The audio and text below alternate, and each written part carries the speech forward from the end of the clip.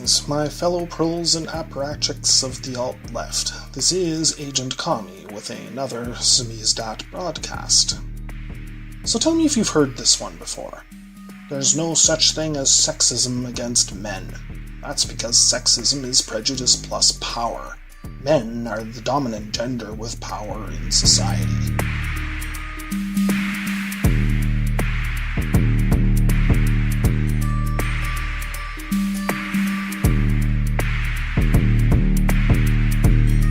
That's a tweet from your friend and mine at Feminist Frequency, Anita Sarkeesian. And it's a line of reasoning one encounters frequently in so-called social justice circles. But is it accurate? And if it is not accurate, is it merely hyperbole intended to raise awareness of legitimate issues, but doing no harm otherwise? Or is this actually a dangerous idea? Is it an idea that distorts our understanding of how power and privilege really work? Does this idea draw our attention away from where real power and privilege lie, and scapegoat people who are powerless? What's wrong with this statement is that it's based on an understanding of power that's both wrong and self-serving.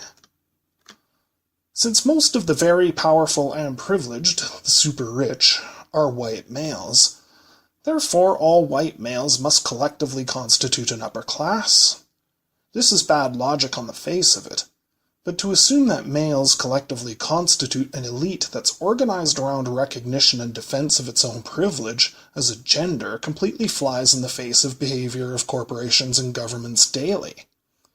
Corporate and state power rarely meet feminist causes they don't like.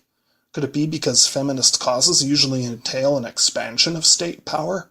Could it be because the real value that women have as far as capital is concerned is as workers, consumers, and taxpayers? Those who defend the concept of male privilege may indeed have some valid points to make overall about how men have it easier than women.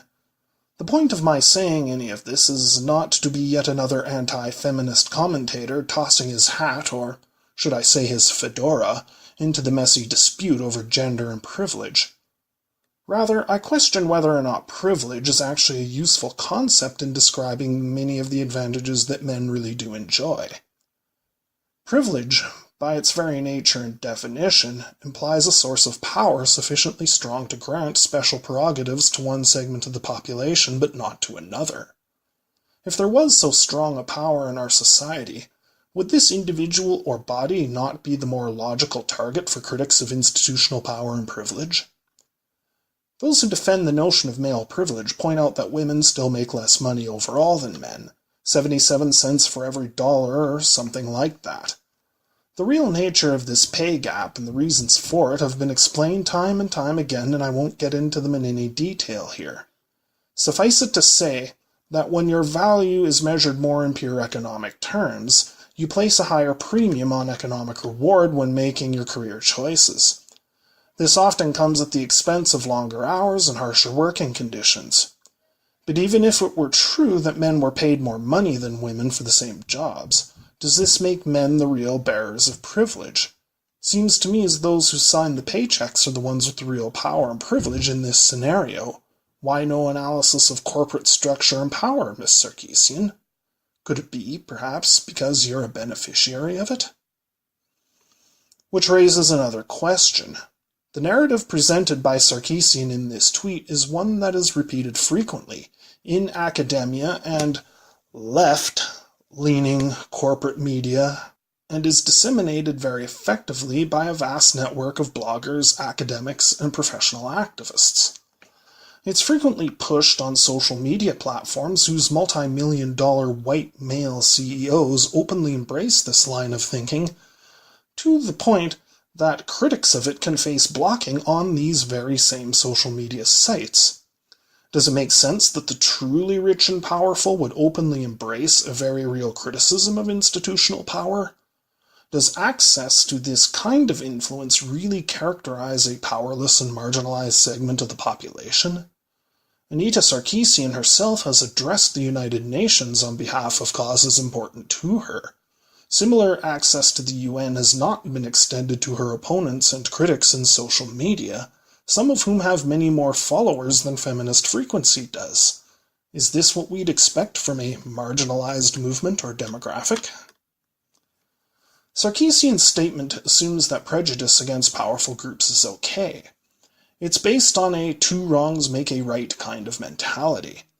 Note that real, concrete measures designed to erode power differences are not a problem, but that is not the purpose of this statement. Sarkeesian's statement obscures who the real holders of power are, and therefore makes even holding them accountable, let alone fundamentally reshifting the balance of power in a more egalitarian direction, more rather than less difficult. How can you redistribute power away from people who already have very little power, except to become more powerful than them? Which is what this is really all about. None of this means that it is actually men who are the oppressed class. There are plenty of both men and women out there with nothing but their own labor power to sell as a means of sustenance, and the lack of access to real power and privilege that this entails. Nor is this to be taken as a denial of female mistreatment at the hands of males in many circumstances. I do not condone this, and I would urge my male listeners not to take anything I've said as a license to look down on or mistreat men in any way.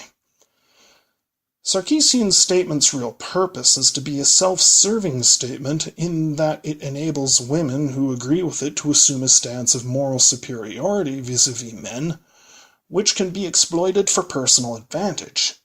She does not seek to obstruct those who would enable violence against women. She seeks to obstruct those who would bring to light and criticize female mistreatment of men, in both private and public context. There is no place for either in any real progressivism that's worth its salt.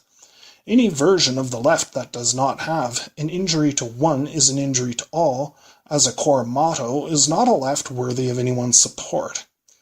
Her statement is a conservative, a reactionary statement that, by defining a powerless people as the ruling class, those who really are powerful escape scrutiny. It seeks to establish gender rather than class solidarity, and the beneficiaries of this can only be the rich and the powerful.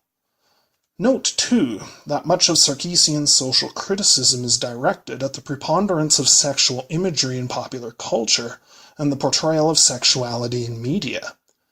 This kind of criticism has typically and historically come from the far right rather than the left. In light of that, and the high levels of institutional support that Sarkeesian's variation of feminist ideals actually receive, what does this tell you about how progressive her agenda really is? With social justice leftists like this, who needs conservatives?